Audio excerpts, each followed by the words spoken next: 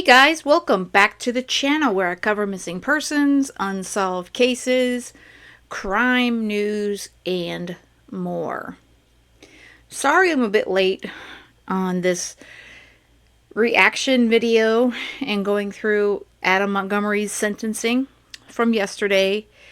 I was hoping to get it up last night. We lost power for a bit and it was a pretty exhausting day. So I wanted to make sure I got it up. Because even though, I guess this is sort of a closure for Harmony, in a way, although she's never, unfortunately, going to have real closure, because Adam refuses to tell where he left her remains. And the state even gave him a final opportunity to do that at sentencing yesterday. And of course, he refused. So I'm going to play a bit of that introduction, and with the state stating its side of things, I'm going to kind of sift through it a little bit. If you want to watch the entire sentencing with all the victim impact statements, I will link to the full video. Again, I'm not going to go through every single part because it's very long, but if you just want to get to the gist of it, if you haven't heard, the judge gave him 45 years to life for the second-degree murder of Harmony Montgomery. And that is not even counting his other charges that he was charged with.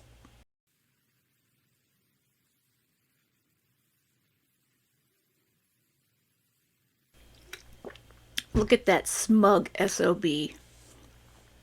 He looks a little chunky too, don't you think? It's like he's picked up a bit of weight there in jail, along with some more nasty tattoos.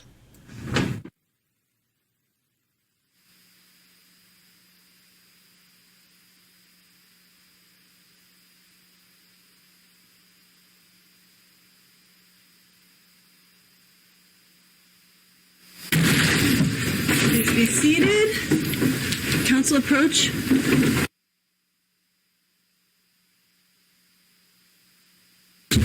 2022 CR20 and 216-2022 CR272. Counsel identifies as correct. Good morning, Your Honor. Ben Agati for the state. Chris Smith. Caroline Smith with the public defender. And James Brooks on behalf of the public defender. All right. Good morning. One moment, please. He is just disgusting. To look at his face, it really churns my stomach. But I will say, I am very glad that the state of New Hampshire forced his ass to appear for the sentencing. Unfortunately, he obviously could give a shit. He really doesn't.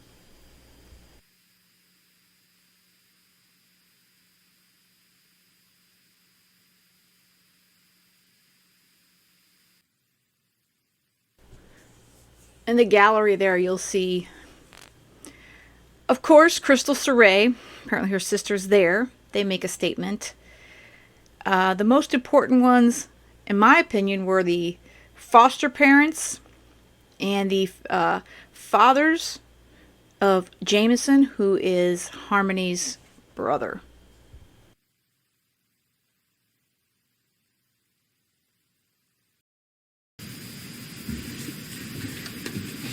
Thank you.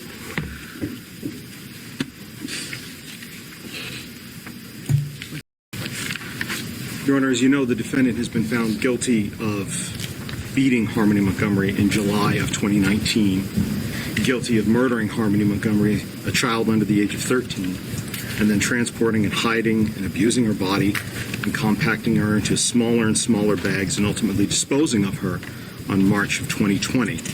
And tampering with witnesses afterwards to ensure that this horror story that we heard at trial stayed silent. Under our law, after the second-degree assault, after what he did to her and the other crimes to hide other acts to hide his crimes, under our law in New Hampshire, that means that the mandatory minimum sentence that the defendant must receive for second-degree murder of a child under 13 is at least 35 years in prison. So the question for us today isn't why the defendant should get the minimum mandatory sentence. The question is, how can the minimum sentence ever apply to the crimes that were committed by this man? How can the minimum ever apply when he beat Harmony the night before and the morning of and time again as he drove from the methadone clinic to Burger King, and he beat her to death and then covered her up to suffer and die in the car while he ate his food? The state's position is, how can the minimum ever apply when this court recognized at the last sentencing hearing that he had 15 years of convictions for, quote, some of the most violent and egregious criminal behavior, end quote, that this court had ever seen? How can the minimum ever apply when he's lied over and over again that he didn't kill his daughter and that she was safe somewhere when he was first asked by many different people? How can the minimums ever apply when he conceded at trial the crimes that involved the horrors that he inflicted upon her body from December 7th on forward up and until March, when he dumped her from the U-Haul that he had conned others into renting for him? How can the minimum ever apply when he's had opportunity after opportunity after opportunity to tell investigators and others where she is right now, and she can't be laid to rest? There's nothing minimal about the crimes that he's being convicted for today. The state is not going to restate everything that's put forth in the state's sentencing memorandum word for word.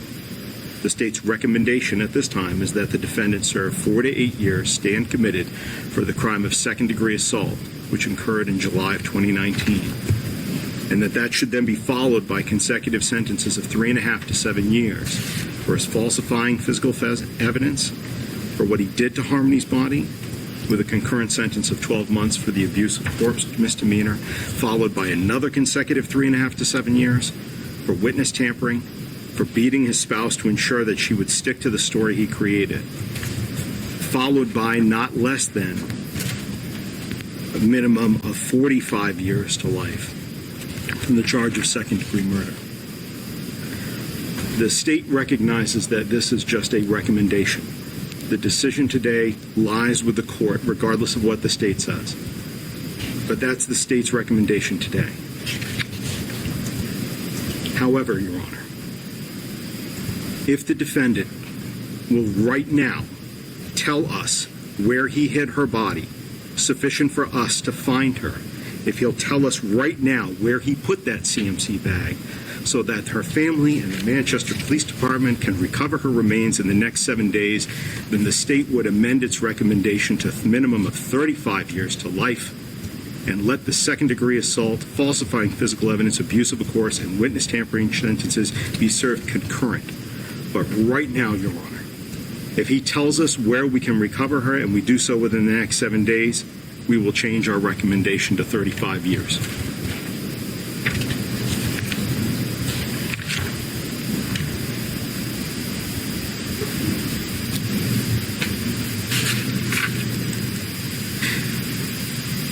Since that offer has been rejected, Your Honor. He refuses. Could have knocked off 20 years. He is going to take where Harmony's final remains are to his grave. This man is sick, and he deserves to rot in jail. That is yet another reason why the minimum should not apply. What I just said was not a stunt. It was not a theatrical event. I stated in closing arguments that there are moments in life where we are tested, where our failure or our success lies in whether we do the right thing at that moment in time. And time again, and about 30 seconds ago, the defendant chose again to be heartless and immoral and selfish and unapologetic, which for the purposes of you deciding his punishment and rehabilitation and his deterrence and coming up with the right sentence for him means that he has just yet shown you again in this courtroom, and for anybody else, that he is heartless, immoral, selfish, and an unapologetic murderer of his own child. Now, as I was saying again, there's certainly nothing minimal about what he did to Kayla Montgomery, to abusing her into lying for him. There's simply nothing minimal about what the defendant did to Harmony and what he did afterwards. And that's why now, having just given an opportunity, we're asking you to impose nothing less than 45 to life for the sentence of homicide. You should impose more, but 45 is a bare minimum that this defendant deserves for what he did to Harmony. She is gone forever. She didn't get sick and get old and pass away. Something didn't just happen that night. He happened. She wasn't able to be surrounded by the people that loved her, and instead, when this court determines punishment, deterrence, and rehabilitation, it should consider that Harmony died in pain and in fear under a blanket, and nobody deserves that, especially a 5-year-old child. And that kind of death is different and weighs in favor of more than the minimum sentence here. You can, if there was a thief here, Your Honor, you could order the return of stolen property, or you could order restitution. When you sentence a defendant for an assault case, the victim can receive treatment and compensation for her injuries, but in a murder case, there's nothing directly that this court can do for Harmony. She's already ultimately paid the price of the defendant's anger and cruelty and frustration. But what can be done is recognize the value of her life and the terrible way she died by giving the defendant a significant prison sentence, something more than just the minimum, and certainly not the sentence that the defendant may ask you for in a few moments. You can make sure that he's not going to hurt another child. You can do that for Harmony. And in that process, you'll also be doing justice for the people who cared about Harmony, for the many people that worked hard to hold her killer accountable. Most of those people, several of them, are in the courtroom today. Many more are out there. Some who are present here today would like a chance to address the court, Your Honor. Most notably, and I think has to be first and foremost, Your Honor, is Harmony's biological mother, Crystal Sorey. She's present here today. She has prepared a victim impact statement that we have written that we can provide to the court afterwards, but we would like her to be able to speak to you and present her thoughts. She may do so.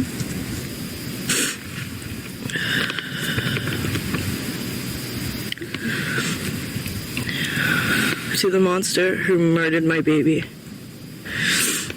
I did not kill my daughter, and I look forward to trial to refute those offensive claims.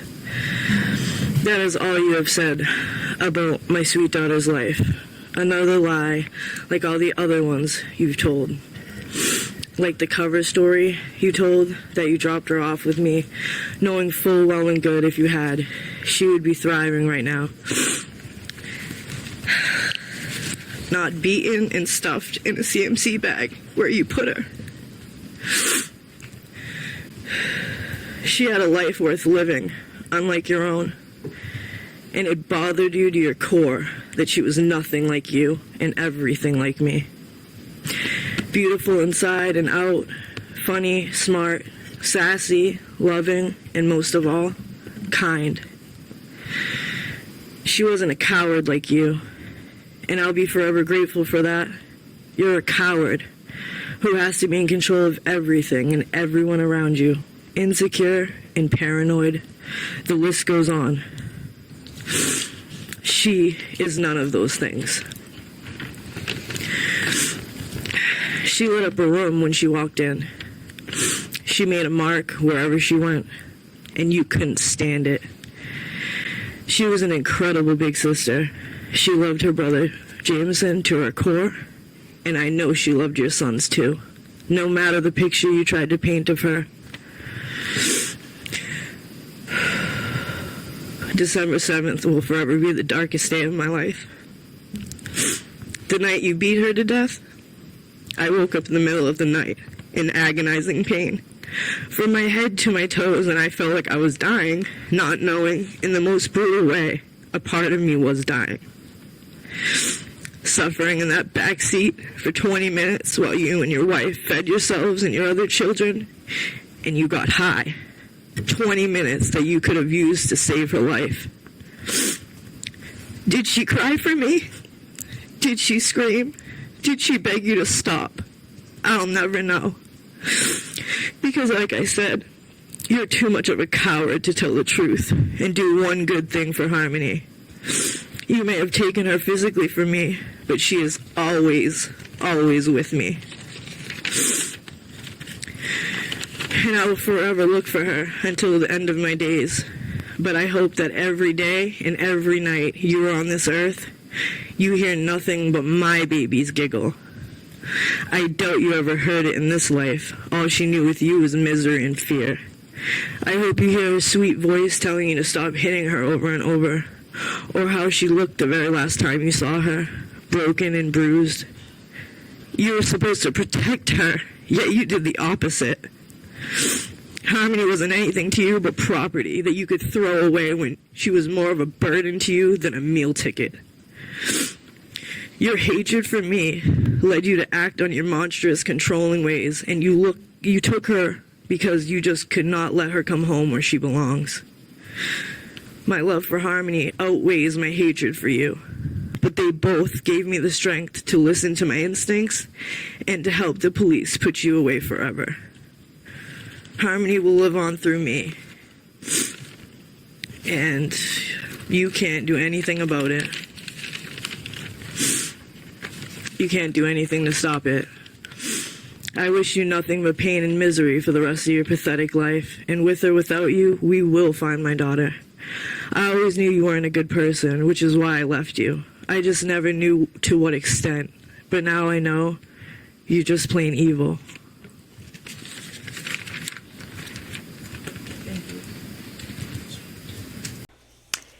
In my opinion, she's a bit selfish on her victim impact statement. Harmony will forever live through Jamison and his family. Crystal wasn't a good mother to Harmony. Adam and Kayla were the worst. But Crystal, in my opinion, wasn't that far behind. No, she didn't beat her. But she also saw her as a meal ticket a lot of times when she was recovering. Before she was recovering, excuse me. I really do hope, and I've said that before in this previous video when she stated that she's been recovered. I really hope she is. And I really hope that her current kids or children can have a good life. And I hope that she is able to be a better mother than she ever was or could be to Harmony or Jamison. In addition, another member of Harmony's family was Miss Brittany Sorey, her aunt. She would also like to address the board.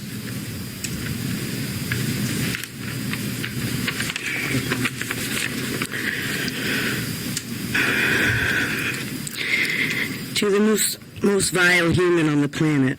The day Harmony was born is the day that will forever feel like it was just yesterday. My sister was in labor and you were in prison. Always keeping you posted. I remember that phone call with you right after she was born and they were both in the recovery room. I was talking you down from how scared you were because you just wanted to be the best dad.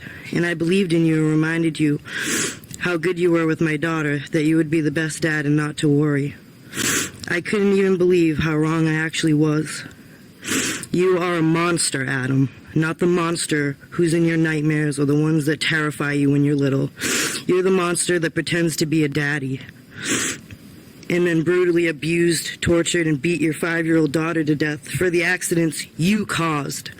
By locking her in a room 24/7, traumatizing her and making it blatantly clear that she could not trust, count on, or come to you when she needed someone. You didn't fight for her for 4 years like you had Kayla claim on your behalf. You lied and you forged documents. You did it to have control again over something in my sister's life. You never for 1 second loved Harmony, because if you did, she'd still be here today. You wanted to control her, and when you couldn't, over and over again, because she reminded you of my sister, you took her from us because you didn't want anyone else to have her. More proof of the absolute coward you are.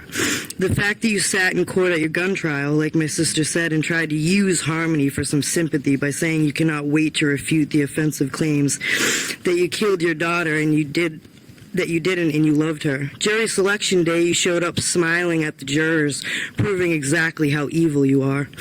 Then tell the judge the day of opening statements that you did all but kill her and expect a bunch of people to believe yet another lie from you. Because your egotistical ignorance makes you believe you are somehow smarter than anybody. You have the nerve to claim to be a victim of the disease of addiction and how it destroyed your life and all the crybaby stories you tell.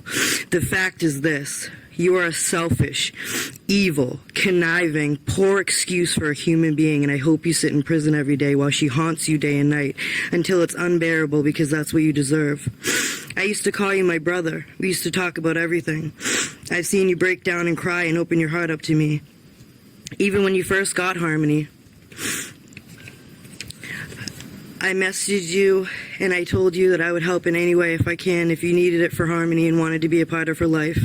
And just like anyone else that reached out, you blocked me. You had so many chances to change the result and let her go with people that loved her, but you didn't, because you knew she would have told all about the abuse, so you killed her. If you're any type of man at all, Adam, or you ever loved her for 1 second, you would tell us where she is, so at least she can rest in peace after everything you put her mind, body, and soul through. Regardless, karma will get even, because you don't destroy such a beautiful soul the way you did and not reap what you sow. So may it be.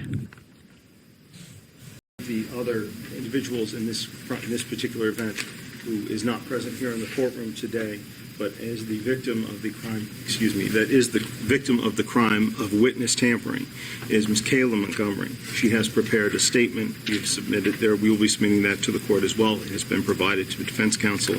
She has asked a victim advocate to please read the statement for her. If the victim advocate could please state her name for the record, and also the Kayla Montgomery's statement. Certainly. My name is Amy Van Auken, and I'm reading a statement on behalf of Kayla Montgomery. Okay. This is going to piss you off if you haven't heard this. Initially, when I went to record this video, I was not going to really include this one. But I gotta talk. So I will be interrupting this statement a couple times because, again, this one just burned me up.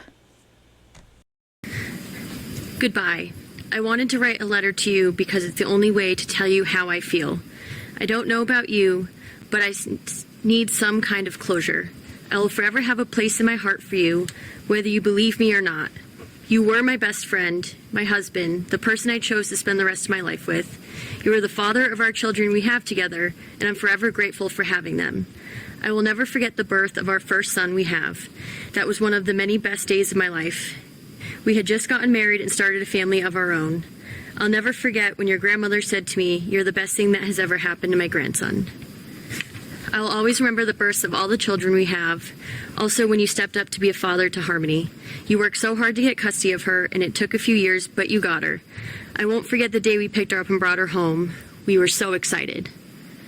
Then, during the summer, was when we both started to go downhill because of relapse. After 5 years of sobriety, that was the beginning of the chaos. By the time Thanksgiving came around in the year 2019, we were losing everything.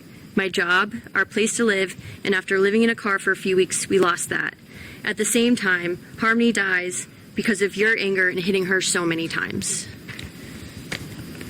We didn't even know she passed away until the car died, and we had to take our kids out of the car. She didn't respond. She was lifeless. Then a couple years go by, and during those years, we had to keep quiet about her being gone. You told me to stick with the story that you dropped her off at 6 a.m. at Dunkin's, where I no longer worked at, and brought her to her mother, Crystal, so she could stay there because it was better for Harmony. Then you came and picked me up when my shift was done at 2 p.m. She wasn't in the car. She was with her mother. During those years of having to keep quiet, you started physically and mentally abusing me, accusing me of cheating on you, telling on you, and trying to kill you. The first time that you really hurt me was when you accused me of cheating and had me on the living room floor against the corner of the wall telling me if I didn't tell you that I cheated on you that you were going to F me up. When I never cheated on you and said that I didn't, you punched me right in the face a couple of times because you said I was lying, and I wasn't. So then I said, yes, I cheated on you so you wouldn't hit me, but you still did anyway. You started getting crazy when we would get high on crack. I told you I did things that I really didn't do because you said if I told you that I did whatever you'd accuse me of, that you wouldn't hit me, and I was dumb enough to believe you. Okay. This entire statement burns me up because this is Kayla trying to use a quote-unquote victim impact statement time to send a love letter or I loved you and I'm sorry we cannot be together anymore, whatever the hell she wants to call it, and make it all about Kayla. Because you know what?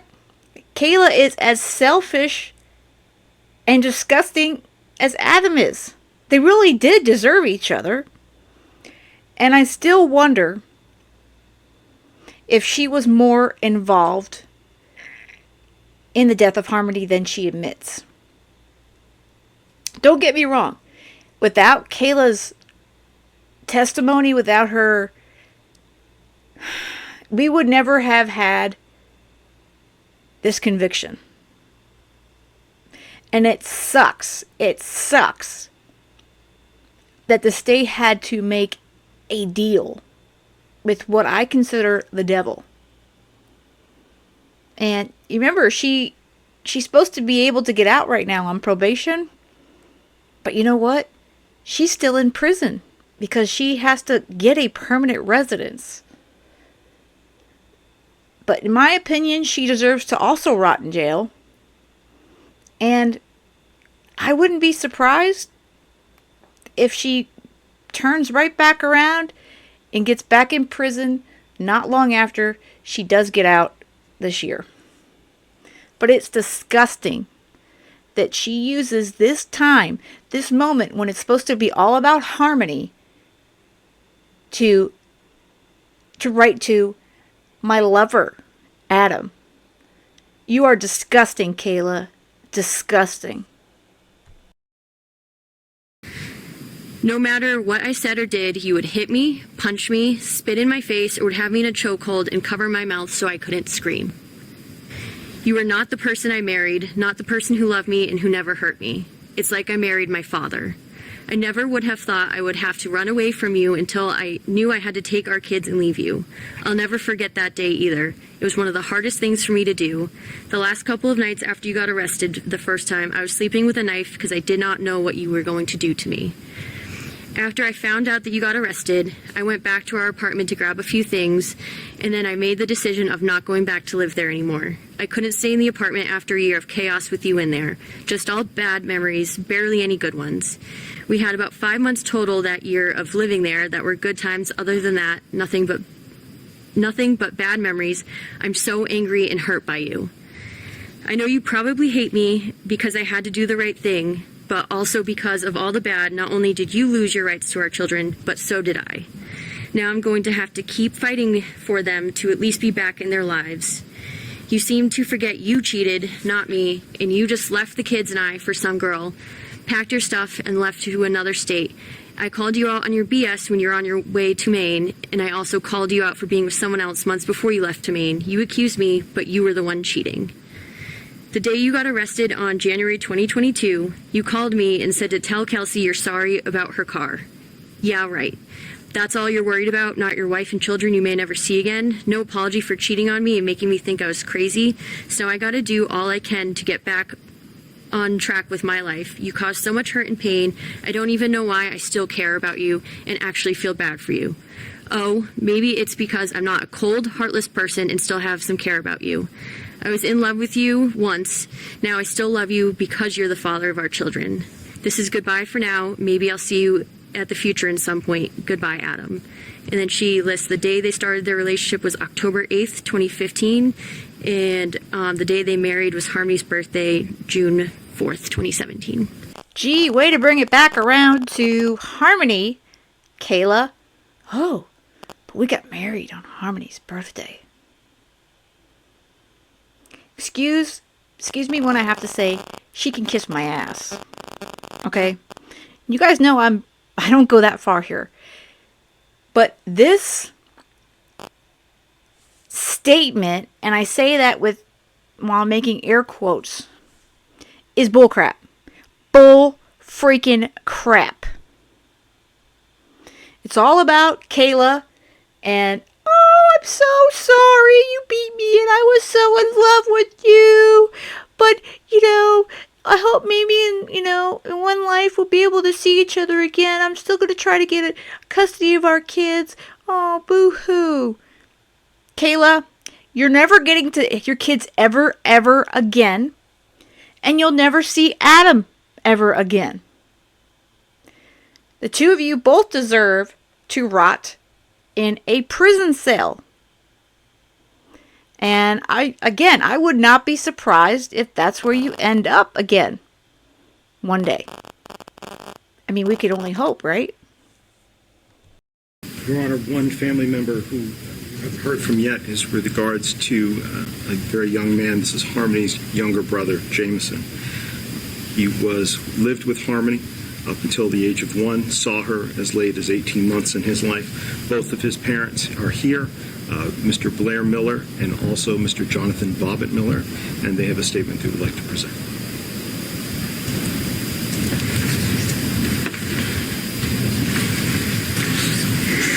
All right, grab your tissues, guys. Your Honor, thank you so much for allowing us to speak here today. Good afternoon to you. My name is Blair Miller, and my husband Jonathan and I are here today on behalf of our son Jamison, who we adopted in 2019. He is a 7-year-old boy who came to us from foster care. Jamison and his sister Harmony were in and out of different foster homes together. They seem to be on a path of surviving their troubling relationships, their circumstances together. To understand the true impact that this loss has had on Jamison and will continue to impact him, you need to hear the stories he tells us and wants you to know. He wants everyone to know. When we first adopted Jamison, he would always tell us about Harmony. He would tell us about her beautiful blonde hair. He would tell us about her glasses. He still does. He would tell us about her bright blue eyes. He would tell us about her wonderful smile that lit up a room. He would tell us that she was there to help him. And Jamison has constantly asked us, where's Harmony? Recently, he once was struggling to go to bed. He looked off in the shadows of his closet and said, is that Harmony there, looking back at me? These are no questions for a little boy to be asking. He no longer can hold on to that hope. Since learning about the death of innocent and beautiful Harmony, Jamison has suffered. Just a few weeks ago in school, his teacher asked him to draw a picture of his family. He drew a picture of his 2 dogs, his 2 brothers, his 2 dads, but then he put a heart above all of us, and inside that heart was the letter H. He said that was Harmony looking down on us. Jamison constantly asks us, who took my sister away? Adam, you took away his best friend, his sister. You introduced murder into his life and forever created a void that can never be filled. We will never have the right answers for him on this and can only tell him Harmony is an angel now. Jamison will grow up forever wondering how this happened, how his sister, who looked over him in foster care, didn't have anyone looking over her. You chose, Adam, to take our little boy's sister away. You don't ever deserve another choice in a free society. Your Honor, we are asking you to impose the maximum sentence. Your Honor, this courtroom, and especially Adam, I'm Jonathan Bobbitt Miller, and I'm the proud adopted dad of Jamison Miller, the proud young brother of Harmony. Harmony is the reason that we're all here today. Harmony, the child, Adam, that you murdered. You introduced a nightmare into our son. You introduced evil of this world to him. You have manipulated the criminal justice system until now, and trying to explain that to our 7-year-old son is hard. Before Jamison knew of Harmony's tragic fate, he would go to the door when the doorbell rung, and he would say, "Maybe she's found me." He would search a park, he would look at school, and if there was any girl that had blonde hair and glasses, he would go up to them and say, "Are you Harmony?" I'll never forget the day that we told Jamison that Harmony was in heaven. He's a very active kid, and that day he just stopped and he held us and he said, "No, I need my big sister." Why? Why did this happen? These are questions that Jamison has had and continues to ask. "Daddy and Dada, what happened to my sister? Why did she die? Why would anyone hurt her? How about her glasses? Were they okay? My God, how will we ever help him process this horrible and brutal details of his big sister? Adam, you have to know you did that." As we celebrated Jamison's birthday in 2019 with the Mickey and Minnie Mouse theme, we had Mickey Mouse there. It's a Disney theme that he shares with his big sister and his mom. He wanted to save a gift from her that day, made from his Nana. It was a Minnie Mouse pillow, but instead, you were beating her to death. That was the same day. If Jamison was old enough to speak to this court today, he would want you to know the void that you left in his heart that can never be filled. Adam, he would plead with you to please tell us where she is. Let him have a place to go and remember his sister, please. He remembers her feeding him. He remembers when they would be at his foster home when she was there, that they would play in the park together. He remembers her glasses. He remembers how proud she was. How do we tell our 7-year-old that you murdered his sister, his protector, his best friend, and you showed no remorse? I wish they could be happy together today. Jamison asked, is she unhappy in heaven? If she can see him, and if we can visit her, why would anyone hurt her? That's what you've done to her son when you beat his sister to death. In her family, we really believe in love and forgiveness. I'm just not sure how to teach her son how to forgive the monster that murdered his sister. We as a family are leaning on God for that. Jamison also knows about the helpers. He knows about this court. He knows about the jury. He knows about the police from the local to federal. He knows about this community. We've told him these were the people that helped his sister when she was hurting. I'd like to share with you a few words that Jamison, as we were talking to him, because he wanted to know, where are you guys going? What are you doing? And I said, we're going to speak for your sister, and we're going to tell everyone how important she was to you. And this is what he said. Tell everyone my name is Jamison. I'm 7 years old. My sister's Harmony. I love Harmony. I miss her. I hope I get to see her again. My sister had beautiful blue eyes, and we smile alike. I liked having fun with her on the playground. She gave me a broken Elmo toy that was hers. I still have that. But I have the Minnie Mouse pillow and a new Elmo that's not broken. I keep it in my closet for her. I'm really sad she's an angel. I miss her. She was my best friend. I hope she can see me playing basketball, being silly with my brothers. And I wish I could bring Harmony to my school to meet my friends and my teacher. She loves the color purple and Minnie Mouse. I made a heart for her in purple and red with mirrors so I can look for her in heaven. I hope she sees me. The red is for my heart and the purple is for her. I love my sister. I miss her. I hope she's eating M&Ms in heaven. I hope her glasses are safe and not broken. And I miss you, and I will always love you, big sister. Thank you, Your Honor.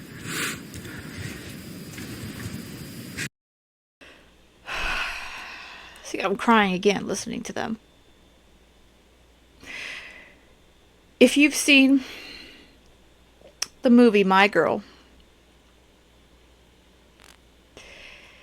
when Veda's best friend, who's played by Macaulay Culkin, dies by getting stung by bees, she comes down from her room and she breaks down and she says, "Where are his glasses? He can't see without his glasses." That's what hearing Jamison talk about Harmony and her glasses made me think of. My heart breaks for Jamison. And I hope he knows how much love complete strangers have for him. And how much his sister and he have impacted so many. That is the one good thing to come out of this. Your Honor, finally, with us today is Harmony's foster mother, Michelle Raftery. Harmony was alive for 66 months in this world. And for 44 of those months, she was with the Rafterys, Michelle and her husband, Tim. They've both prepared a statement as well and would like to speak with you today.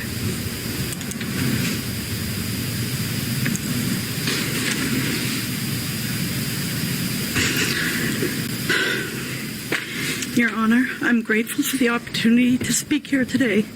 This is truly the hardest thing I have ever had to do. My name is Michelle Raftery, and along with my husband and my 5 children, we had the privilege of being Harmony's foster family. We shared our hearts, our home, and our life with her, and she filled our lives with joy and laughter. We lost a daughter, and my children lost their sister. We grieve for her every day because we thought we'd always see her again. Harmony was full of life and always happy. We jokingly told her that she leaves a sparkle wherever she goes. She loved to be in the middle of everything that was going on, and she never missed a beat. Harmony always had 2 mummies, me and Crystal, but only had one daddy, and that was my husband, Tim. I am beyond grateful Harmony had the relationship with a loving daddy and knew what that relationship should look like. She loved being a sister and had an amazing bond with our youngest daughter, and when our second daughter had her baby, she was delighted to be an auntie. Harmony was a friend to everyone, but she also had a best friend named Dominic. She loved going to church and loved going to school. She loved Minnie Mouse, playing outside, playing dress up, playing house, and loved to cuddle. She had a large community that she loved, and they loved her. She was kind and compassionate and always willing to share, even her Oreo cookies and favorite doll stroller. Since everything came to light, I have had trouble sleeping and concentrating. We had to explain to our children things that we never wanted them to hear and explain to them why a father who was supposed to love and protect her was being arrested for murder. Your Honor, I'm asking you to give Adam the fullest sentence. Adam is hateful and selfish and continues to be so by not telling us where her body is. Adam knew he could have brought Harmony back to us. He had options, but always chose himself each time. He never put Harmony first.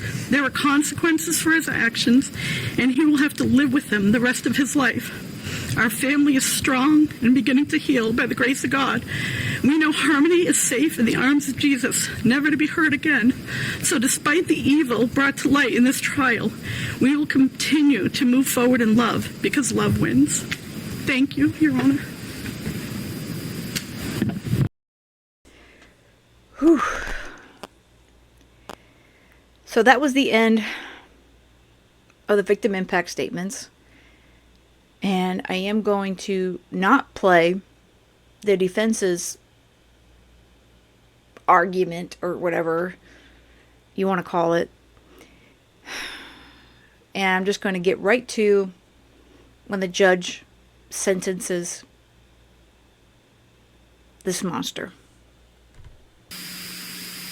The crimes that you have committed and the harm that you have caused cannot be overstated. You took a human life, and you did so in the most callous and heartless of ways. You robbed a 5-year-old girl, your own daughter, of the life that she was to lead.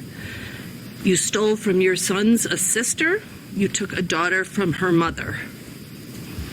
You were convicted of reckless second-degree murder. Reckless in this context does not mean something that was an accident. It is defined under law as something that manifests the extreme indifference to a human life.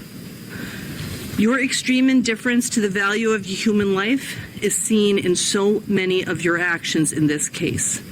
In 2019, you beat Harmony. In the words of your uncle, her eye was fully black and blue like a raccoon eye, is what he said. Your words, when asked, were, quote, "I bashed her around the effing house." And then you hid her from the view of others, and you kept her from those that came to help her. On the date that you murdered her, you didn't hit her once. You punched her in the head repeatedly.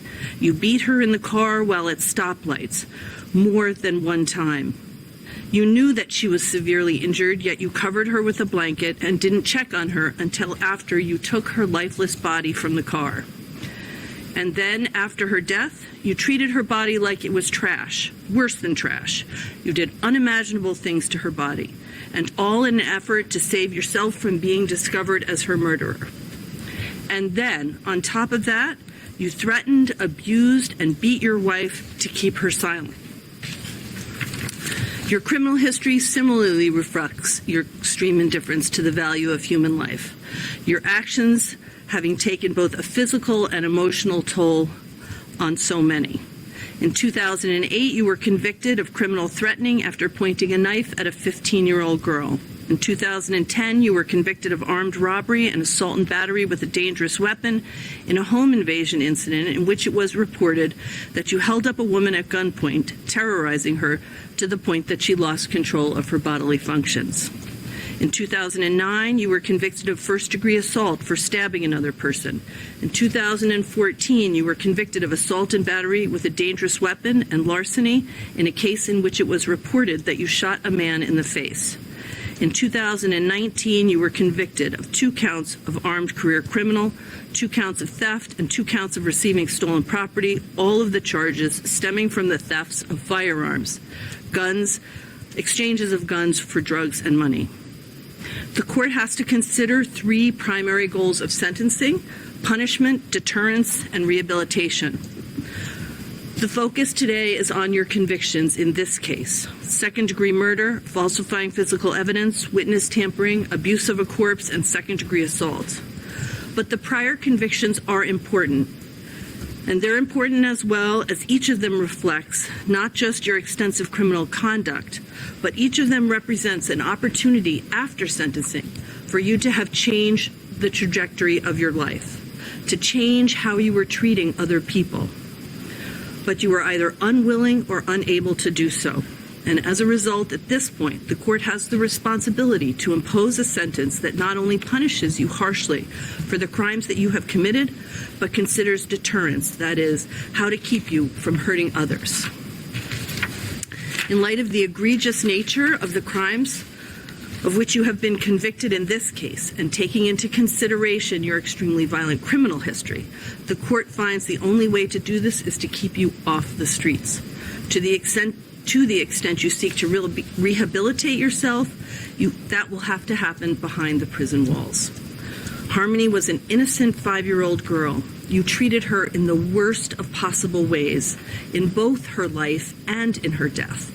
Therefore, the court sentences you as follows. On charge ID 2027112C, the charge of second-degree murder, you are sentenced to the New Hampshire State Prison for not more than life nor less than 45 years. That sentence is stand committed. That sentence is consecutive. All of these sentences, I should say now, are consecutive to each other. as well as consecutive to docket 216-2022 CR 577, which are the sentences that you're currently serving. Additionally, you're to participate meaningfully and complete any counseling, treatment, or education programs as directed by the correctional authority or probation parole. Law enforcement agencies may return evidence to its rightful owner. You are ordered to be of good conduct and comply with all the terms of this sentence. This is also consecutive to the second-degree assault charge in the docket ending in 20. That is charge ID 1937947C. Do you have any questions about that sentence? Nope. On charge ID 2027113C, falsifying physical evidence. On this charge, you are sentenced to New Hampshire State Prison for not more than 7 years nor 3.5 years. This sentence is stand committed, consecutive to all of the other charges that I'm about to read you, as well as consecutive to the second-degree assault charge and the docket ending in 20 and the sentences that you are presently serving. You do have the obligation, as with the other sentences, to meaningfully participate in programming as directed by the correctional authority or probation parole. You're ordered to be of good conduct and comply with all the terms of that sentence. On the charge of tampering with witnesses and informants, you are sentenced to New Hampshire State Prison for not more than 7 years nor less than 3.5 years. Again, this sentence is consecutive to the additional sentences that I've read to you that I'm reading to you in this case, as well as docket ending in 20 and the sentences that you are presently serving.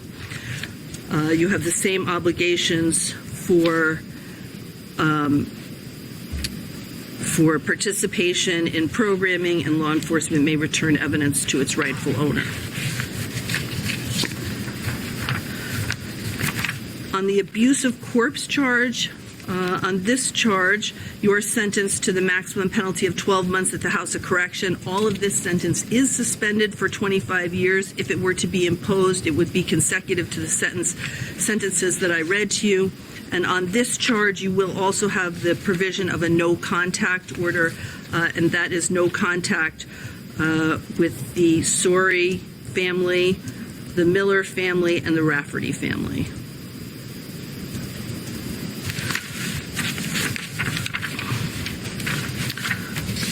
That sentence is also consecutive were it to be imposed to all of the other sentences in this case and the sentence you're currently serving. On the second-degree assault charge, charge ID 1937947C, you are sentenced to New Hampshire State Prison for not more than 8 years nor less than 4 years. This sentence is consecutive to the sentences in docket 216-2022 CR 2372. This is charge ID 1937947C. On this charge, you have the additional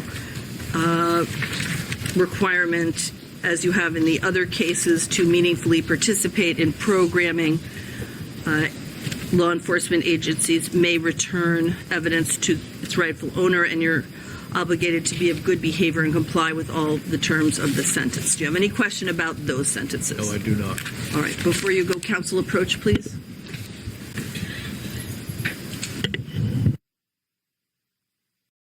So there you go.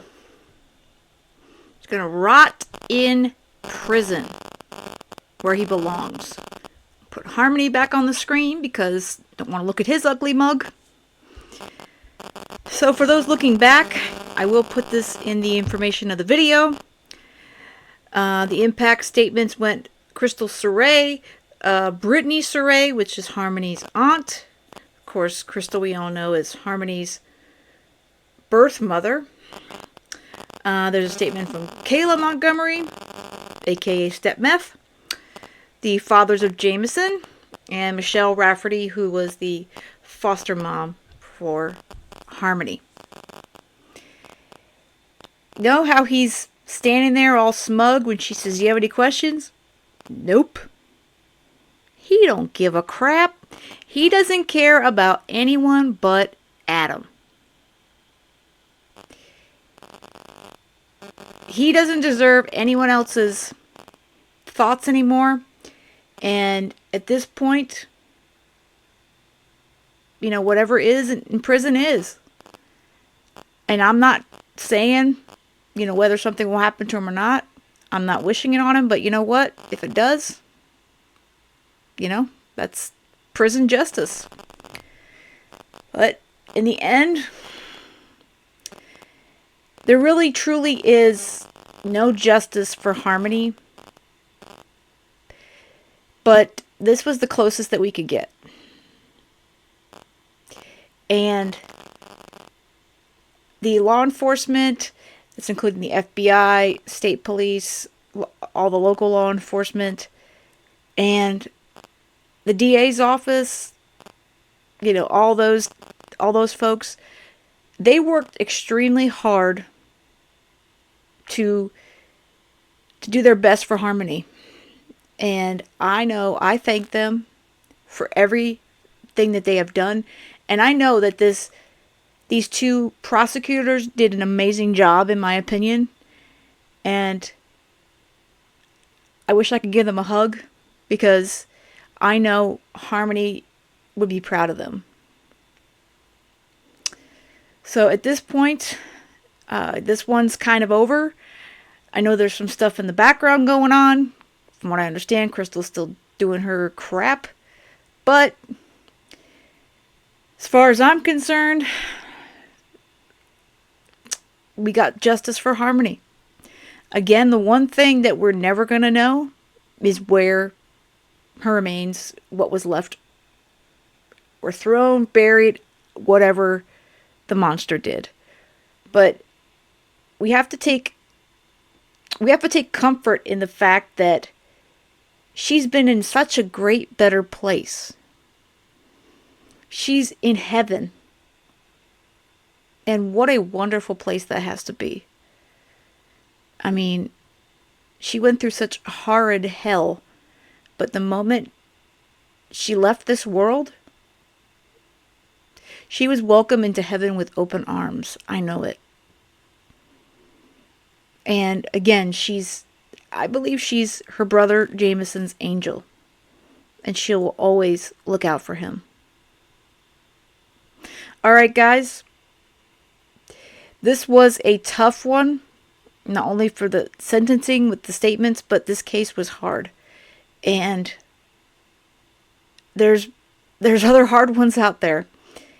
But we have to continue to advocate and share their stories. I hope that you guys have a great rest of the day. Hug your families tight.